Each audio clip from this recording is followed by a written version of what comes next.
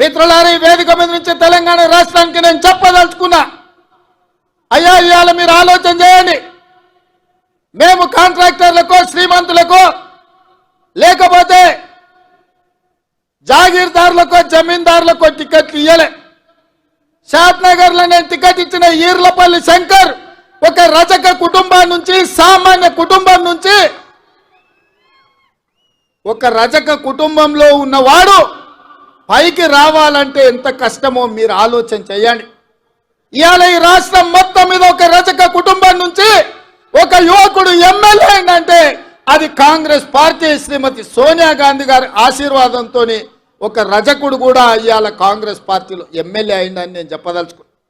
అదేవిధంగా మక్తల్ ప్రాంతంలో అతి చిన్న స్థాయి కార్యకర్త నుంచి కష్టపడి పైకొచ్చి కాంగ్రెస్ పార్టీ జిల్లా పార్టీ అధ్యక్షుడిగా, జడ్పీటీసీగా మీకు అండగా నిలబడ్డ శ్రీహరిని సోనియమ్మ మల్లికార్జున్ ఖర్గే గారి ఆశీర్వాదంతో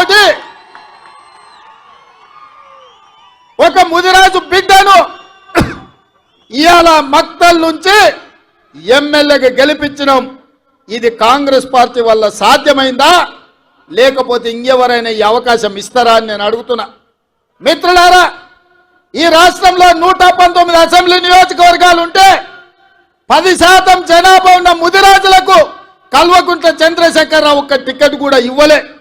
నేను ఆయనలోనే గడ్డ మీద నుంచి చెప్పిపోయినా, ముదిరాజు సోదరులు పౌరుషానికి మారు పేరు, మాట ఇస్తే మాటకు నిలబడి తల తెగిపడ్డ మడమ తిప్పని జాతి ముదిరాజు జాతి. మీకు టికెట్ ఇయ్యని కేసీఆర్ను గద్దెదించే శక్తి మీ చేతిలో ఉంది. మీరు నడుం బిగించండి అని ముదిరాజు సోదరులకాయల్లో ఈ నారాయణపేట నుంచే నేను విజ్ఞప్తి చేసిన. మాట ఇచ్చినట్టుగానే ఈ రాష్ట్రంలో ముదిరాజులకు టికెట్ ఇవ్వని కేసీఆర్ అధికారంలో ఉండడానికి లేదని ముదిరాజు సోదరులందరూ కేసీఆర్ ని గోతి తీసి పాతి పెట్టి బంధులో పెట్టిండ్రు. ఇవాళ శ్రీహరి మీ ఎమ్మెల్యేగా, మా మిత్రుడుగా, ముదిరాజు బిడ్డగా ఇవాళ శాసనసభకు నాయకత్వం వహిస్తున్నాడు. అదే కాదు మిత్రులారా,